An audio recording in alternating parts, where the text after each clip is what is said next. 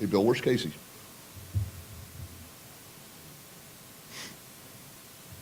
We're ready to go? Everybody ready? Press is ready? All good to go? Good morning, and welcome to the Manatee County Emergency Operations Center. I'm County Commission Chair Mike Ron, and this is going to give you a few updates on Hurricane Debby. Hurricane Debby brought massive amounts of record rain to Manatee County. And over the last 72 hours, we had more rain here in Manatee County. But let the citizens know that the emergency operations have been operating here 24/7 since this storm began. We've had over 55 water rescues, 210 individuals, and 2 horses were rescued by our rescue teams out there. And the rescue teams consist of fire, police, the sheriff, and the county, and our rescue water teams. And we appreciate the hard jobs that they did during this storm. Our call center took over 2,200 calls in the last 72 hours. Additional 800 emergency calls and 900 non-emergency calls have been handled by that call center. Our flood management realized that it handled a 100-year flood. This is a 100-year flood that we've had during this storm. And our dam at Lake Manatee did its job. It did its job protecting the lake and the levels at the lake, and it automatically released into the spillway so we can maintain safe levels at the lake. Damage reports are being done right now. Our code enforcement is out there looking for damage and doing damage assessments. If you have damage, you can go to mymanatee.org/report damage. And for more information on continued road closures and information like that, you can go to mymanatee.org/storm, or you can always call 311. What I'd like to do now is introduce our great senator from the state of Florida and former governor, my governor, Rick Scott. He's been boots on the ground here for us. He's always at when we need something, he's here. We can call him, stuff gets done, brings in the federal resources for us, and we're so proud that he's here today to be here at the Operations Center. So, Governor Scott. Thank you. Thank you, sir. Thank you. Thank you, Chairman. First off, it's great to be here. Unfortunately, we're always, seems like, we have to talk about hurricanes and storms a lot in Florida. The first thing I think everybody up here wants to do is make sure everybody stays safe. Do everything you can to keep your family safe. Don't take any risk. Don't drive in standing water. Don't touch a down power line. The state's saturated right now. It's actually, even before this, the state was saturated. So we're going to see a lot more down trees. Unfortunately, there's going to be hazards out there. So the first thing I think everybody from the sheriff's office to emergency management to public safety, everybody's going to tell you, just be careful. Listen to the local news, listen to what the local officials are telling you, and follow their instruction. They're trying to keep you alive. We all know we can go if we can rebuild our houses, our businesses, things like that. You just can't rebuild a life. It's horrible when you know a family member, somebody that lost a family member during a storm or after a storm. If you're going to use a generator, know how to use it. You don't put the generator inside your house. So make sure you're just careful with all this stuff. I know I was governor, we had 4 major hurricanes, we had other tornadoes and flooding. The first thing you want to do is keep everybody alive. At the federal level, I met with the head of FEMA last week, Deanne Criswell, just to make sure there's federal resources there. I talked to Robert Sammons, who runs the Southeast for FEMA yesterday, to make sure that all the resources are going to be there. It's important, one thing that's important to do is that the county is going to force everybody to comply with FEMA rules. The reason they do that is to make sure you keep getting a discount on your flood insurance plan. So when the county officials are telling you, you have to comply with these things, if you don't, if the county doesn't force you to do that, then you could potentially lose your discount on your flood insurance, which, as we all know, flood insurance and property insurance is too high already. So I've got 9 offices in the state. If you need anything, call us. I've got an office in DC. If you need anything, call me. We will do everything we can to make sure that all federal resources, whether it's FEMA, Department of Ag, whatever it is, SBA, whatever program there is, where there's federal resources that are available to help Floridian, we're going to make sure they're there. So it's great to be here. I want to thank everybody here in Manatee County and actually across the state. They work their butts off to try to keep everybody safe.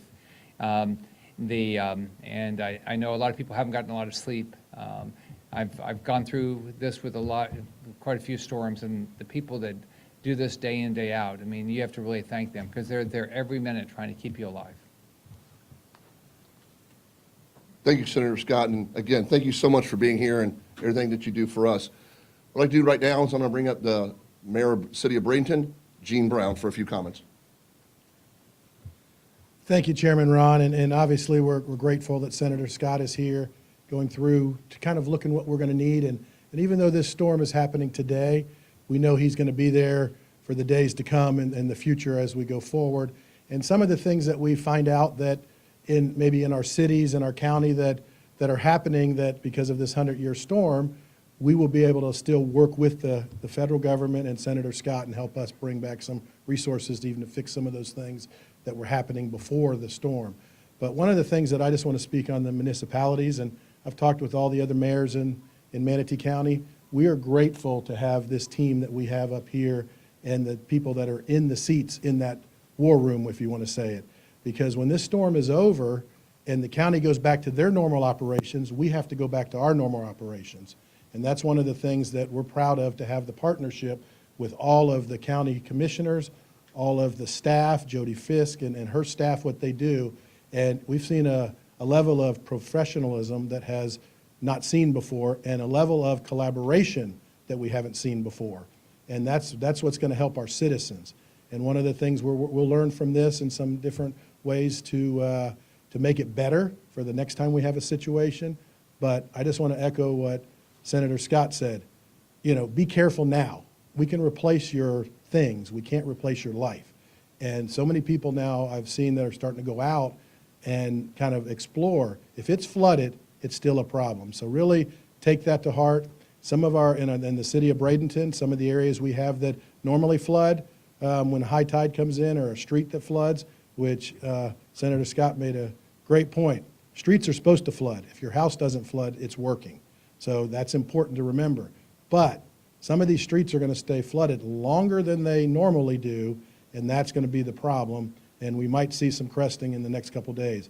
Just because the rain has subsided a little bit doesn't mean that the storm's gone or the results of it. So please, safety is number one for you and your family, because we can replace things, we can't replace you. So we just want to once again thank everybody that's involved, especially with our county commissioners and the things that are going with what we do day to day. It makes this storm better. And again, thank Senator Scott for now and the future, as how in the past what he's done for us in this state. So thank you. Thank you, Mayor Brown, and we appreciate everything you do as mayor. And what I'd like to bring up now is the Sheriff of Manatee County, Sheriff Rick Wells. All right, thanks, everyone. Just real quick and brief, this is just a reminder that we all need to stay prepared for any tropical system, any storm. You know, sometimes as Floridians, I've been here my entire life, like so many of you, we get complacent. We got a lot of rain East County in the parish area in a short period of time, so a lot of people are seeing flooding that they have never experienced before. So, you know, we're still dealing with some road closures on Golf Course Road, Upper Manatee. Rye Road is now open. County Road 675 is still closed around the Jim Davis area. So we're still trying to get people home safely and get them to areas that they need to go to in Manatee County, but we have to be cautious, you know, ladies and gentlemen. We've got to make sure that we get to where we want to go safely. So a lot going on, a lot that needs to be done. We're trying to do everything that we can to get people home safely and to make sure that they have the services they need from us if needed. We've been involved in over 200 rescues in Manatee County. We still try to help people out who have forgotten medication in some of these areas, of going back to the flooded area and retrieving some of the items that they need. So if anyone needs us, please call us. We're out there right now. The men and women of the Manatee County Sheriff's Office are here to serve. Thank you all. Thank you, Sheriff Wells, and thank you for everything you do. Your team, your deputies are phenomenal, and they've been great through this storm. In closing, I'd like to thank Director Jody Fisk and her team. This staff has been here since day one. They actually leaned forward into this storm before it even got here to make sure that we're prepared to take care of the citizens of Manatee County. Jody, you've done a great job. Thank you. I know the Board of County Commissioners are just so proud of our teams and our staff and what they do every day. They're here, leaving their families and making sure that you, the citizens of Manatee County, are safe. And once again, like everyone said, there's still a lot of flooding going on out there. Be careful, be safe. If you see a road flooded, turn around, don't drown. And with that, thank you all very much for being here today. And thank you again, Senator Scott, for everything that you do. Thank you. Does anybody have any questions? Any questions, Mr. I do have one question. I'm Julia from May News 9. It's not a related topic. First, nice to meet you and thank you for your service to our country. My team does want to know if I can ask you what you think about Kamala Harris keeping Governor Tim Walz as her running mate. So, well, as we all know, the most important thing right now is I want everybody to stay safe. So that's the most important thing is I hope everybody will focus on let's get through this and keep everybody safe. It doesn't really matter who she picks. I mean, the Democrats have become a progressive party. They've become the party that supports defunding the police, high inflation, massive spending, a woke military, an open border, so it really doesn't matter. Thank you, sir. Senator, a lot of people are asking as we cover this storm, I know the rainfall that we've received has been, Massive. the highest, massive. But a lot of people are asking, we're seeing water in places that we haven't seen it before, flooding on I know Manatee County in Sarasota, Fruitville Road, still down, Bee Ridge the day after. What do you attribute that to, and what is the solution? Well, I wouldn't be able to answer a question on a specific road, but here's been my experience. I'll just give you my experience over the last 14 years as a governor now on this. First off, if you look at the history of Florida, a lot of Florida, the drainage was always the roads, right? So the expectation, like where I live in Collier County, where I live, our road was originally the drainage area. So the goal was our houses not flood. Now, if you look at what our cities and our counties have done over the last 20, 30 years, they've added more drainage opportunity, which is what's happened where I live. Still, this was massive. This was a lot of water. On top of that, if you look right now, and if you follow what the National Hurricane Center will tell you, the National Weather Service, we're saturated. The states, we've had a lot of water this year. The whole state is really wet. So part of it it's those things together. But the other thing we're going to have to watch out for is that our rivers have not crested. So if I'm going to Steinhatchee after this, and I think it was maybe twice or maybe 3 times, I'm probably going the exact same place, because what happens is as this water now flows into it, these rivers, we're going to see some flooding. Probably more further north than we are down here, which we generally do as a state. But I think if we just go through it, that's how the roads were set up. But the state's added a lot of drainage, but there's a lot of work to do. The mayor was talking about this earlier.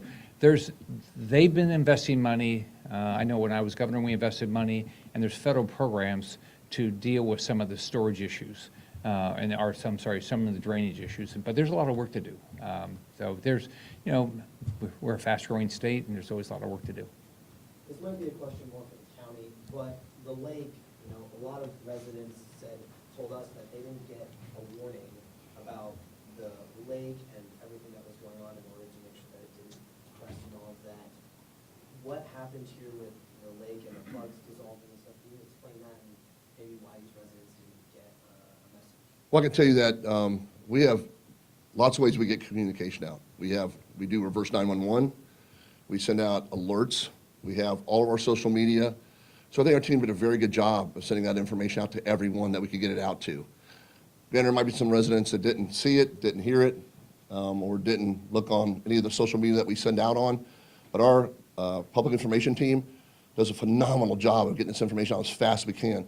This event happened very quickly and happened very suddenly, trying to get the water out. The dam did exactly what it's supposed to do. The lake was rising to unsafe levels. The spillway automatically opens up. The plugs are there. They're designed to do that. So the lake did, with the lake levels where they're at, the dam did what it was supposed to do. But as far as getting that information out, we get it out as much as we can. We put it out there into the system. We always ask folks, we've been telling folks this whole weekend, mymanatee.org/storm. go to 311, go to any of our social media, and it'll tell them exactly. We send out alerts right before the spillway automatically opened. So it's unfortunate that some folks didn't get the information, but I think our public information team does a great job of getting that information out. Now, some of these people said that they also want the flood zones, that they didn't have flood insurance. What can they do now? Well, if they're not in a flood zone, they don't need flood insurance unless they want to voluntarily get it. If their homes got flooded, I would suggest they reach out to their homeowner insurance agents and find out what the National Flood Insurance Program can do for them. This is a storm. This was a state of emergency. So there's resources out there that they can reach out to through the state and federal government to get help on that. And finally, just moving forward and taking what you've learned here, how are you going to incorporate, this storm into making sure that maybe, I don't know if there's less flooding in the future storm? Well, I think in a storm like this was historic. I mean, we've had massive amounts of rain dumped on us at one time. Some places got up to 18 inches of rain here in Manatee County. And along with 2 high tides, that's what causes a lot of this. So the water can't get out when you have the high tides pressing back in and pushing water back up into our systems. Our stormwater management systems operate great here in Manatee County, and they do what they were designed to do. I think what we learned from this storm is that we can take the information from this and previous storms and look forward to saying, okay, here's the technology we have now today. Can we predict what's going to happen next? And get these folks ready to say, look, if we get record amounts of rainwater like we did this time, we're going to have to, the floodgates are going to open. You want to be prepared for that. So I think every storm we learn something different, and we're prepared better for every storm. Can you take us through the timeline of when it was decided to start the releases from the dam? Director Fisk, you want to comment on that? Good morning. So as for the specific timelines, I would really direct you to talk to utilities and ask those specific questions. As for the timing of the alerts, there's a difference between an Everbridge message that you've registered for and you've chosen the type of alerts you want to receive, and that iPause message, which is the message that went out after the first release began. The iPause messages are designed for emergency notification, and they will hit your cell phones it's a polygon. We look at a map and say, this is the area in danger. So if you receive that message with the emergency alert, you yourself may not have been in imminent danger, but somebody in that area was, and they were getting that same alert. For Everbridge, that's very targeted. It is more characters, specific information, a little more that we can tell people. So the bottom line is that the second that we received the alerts that the water was flowing, an emergency message was sent out. And that's exactly how things are supposed to work. So the after action report, as far as the timing of everything, I would direct you to talk to the subject matter experts on that. But as for the timing of the alerts, they worked exactly as they were supposed to. But is that your call to, say, release ahead of time? You know that a major storm's coming with the potential of 20 inches of water or rainfall. Is that your call then to release before you get to what Sunday night? No. So the different departments do maintain authority over the facilities which they manage. They just notify us what's going on. And we do rely on subject matter experts. So it's important that everyone understands, when we activate for an emergency, we do have an incident commander. We have a deputy incident commander. But that does not mean that we're unilaterally just, hey, we want to do this. It is in discussion. It is in collaboration and cooperation. So there's a lot of conversations that are happening when the commissioner says we lean forward, and we're planning for potential problems that could come up or emergencies that are going to happen. And then most important, it's when something happens, if it's a rapidly expanding event, we're going to take the action necessary. So it's not necessarily just one person making the call. It is an entire group of people in this building that have been working together for days. I guess what it comes down to is what we're hearing from residents and folks are saying, why didn't this process start sooner? We knew a major storm was coming this way with the potential, but it passed. Why didn't we start releasing water earlier? And I guess what would you say to that? So to that, I would say that the storm was interesting in the track that it took. It was interesting in the rainfall amounts. We've been briefing with the National Weather Service, and things change very quickly with some of these storms, up to and including the amount of rainfall that is expected. We actually ended up getting a significantly more rain than we expected, which actually did not start happening until the evening of. So I would just say to those residents that have the questions, please reach out to us direct. We are happy to discuss the process, how it works, and where to get the most up-to-date information. But I really would direct over to the dam operators for specific information. I don't want to speak to their information. What is the status of the dam now? Is more water going to be released, or where are you at? I would, again, say contact the dam operators because they really are going to have the most accurate and up-to-date information. All right, thank you all very much. We appreciate the media being here as always, and thank you so much. And again, if there's something you need, check out mymanatee.org/storm or dial 311 as we continue during these operations of damage assessment. Thank you very much. Everybody have a wonderful day. Thank you.